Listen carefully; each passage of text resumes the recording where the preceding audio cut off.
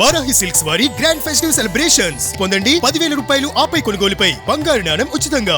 డుగ్ డుగ్ డుగ్ ఈ సౌండ్ వింటే చాలు మనలో చాలా మందికి ఒక గూస్ బంప్స్ వస్తాయి. అదే రాయల్ ఎన్ఫీల్డ్ బండి. ఇది ఒక బైక్ మాత్రమే కాదు, చాలా మందికి ఒక ఎమోషన్, ఒక కళ.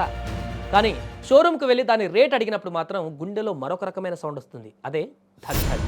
ఎందుకంటే ఒకప్పుడు ₹1,00,000 లోపే ఉండేటువంటి బుల్లెట్ బండి ఇది ఇప్పుడు 2026 నాటికి 2,20,000 పై మాటే. అసలు ఈ బైక్ తయారు చేయడానికి ఎంత ఖర్చు అవుతుంది? ఈ వీడియోలో రాయల్ ఎన్ఫీల్డ్ క్లాసిక్ 350ని ఉదాహరణగా తీసుకొని ఒక్కో రూపాయి లెక్క తీద్దాం.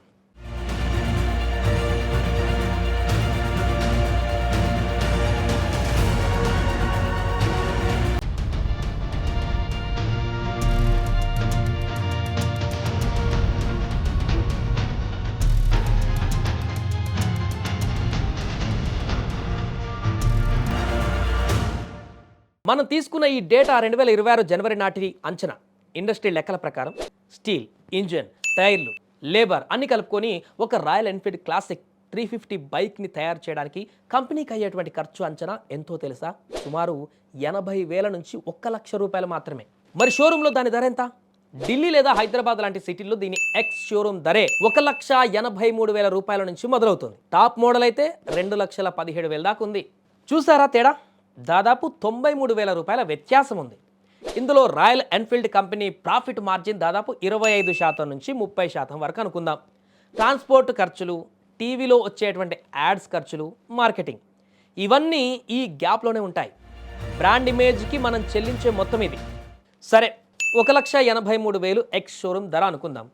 అక్కడితో అయిపోయిందా? లేదు కదా. 2025లో వచ్చిన కొత్త GST 2.0 మార్పుల ప్రకారం 300 cc కెపాసిటీ ఉన్నటువంటి బైకుల మీద 18% GST పడుతుంది. అంటే మీరు కొనే బైక్ మీద సుమారు ₹33,000 డైరెక్ట్గా సెంట్రల్ గవర్నమెంట్ ఖాతాలోకి వెళ్తాయన్నమాట. లగ్జరీ బైకుల మీద ఉండే కాంపెన్సేషన్ సెస్ దీనికి లేదు కాబట్టి అదొక ఊరట. బైక్ రోడ్డు మీద తిరగాలంటే రోడ్డు ట్యాక్స్ కట్టాలి. తెలంగాణలో 50,000 పైన ధర ఉన్నటువంటి బైకులకు లైఫ్ టైమ్ ట్యాక్స్ సుమారు 12% దాకా ఉంటుంది. అంటే దాదాపు 20,000 నుంచి 25,000 వరకు మన రాష్ట్ర ప్రభుత్వానికి కడుతున్నాం. ఇది రిజిస్ట్రేషన్ టైంలో ఒకేసారి కడతాం. సో బైక్ షోరూమ్ నుంచి బయటకు వచ్చేసరికి ఇన్సూరెన్స్, ఇతర ఛార్జీలు అన్నీ కలుపుకొని ఆన్ రోడ్ ధర 2,20,000 నుంచి 2,50,000 వరకు వెళ్తుంది. మరింత ఖరీదైనటువంటి బైక్ అమ్ముతున్న షోరూమ్ వాళ్ళకు, అంటే డీలర్స్ ఎవరైతే ఉంటారో వాళ్ళకి ఎంత మిగులుతుంది? కోట్లలో లాభం ఉంటుందా? నిజానికి అంత సీన్ లేదు. ఒక బైక్ మీద డీలర్ మార్జిన్ కేవలం 8% నుంచి 10% మాత్రమే ఉంటుంది. అంటే ఒక క్లాసిక్ 350 అమ్మితే డీలర్కి 15,000 నుంచి 18,000 మిగులుతాయి. అందులో నుంచే షోరూమ్ కరెంటు, షోరూమ్ రెంటు, బిల్లులు, అద్దెలు, పనిచేసేటువంటి వాళ్ళ జీతాలు అన్నీ ఇవ్వాలి. ఇవన్నీ పోను వాళ్ళకి మిగిలేది తక్కువే. అసలు లాభం కంపెనీకే వెళ్తుంది. సరే, బైక్ కొనేసాం. మీరు కొట్టించే పెట్రోల్ ధరలో 50% పైనే పన్నులే. అంటే మీరు ₹100 పెట్రోల్ కొడితే అందులో ₹50 ప్రభుత్వానికి వెళ్తాయి. ఇన్సూరెన్స్ ప్రీమియం కట్టినప్పుడల్లా దాని మీద మళ్ళీ 18% GST కట్టాలి. 6 నెలలకు ఒకసారి పొల్యూషన్ సర్టిఫికేట్ ఫీజు, హైవే ఎక్కితే చాలు టోల్ గేట్ ఛార్జీలు, ఎప్పుడైనా ట్రాఫిక్ రూల్స్ బ్రేక్ చేస్తే ఇంకా బాధుడే చలాన్లు. ఇలా మన జేబు చిల్లు పడుతూనే ఉంటుంది. 18 ఏళ్ళు దాటితే గ్రీన్ ట్యాక్స్ కూడా కట్టాలి.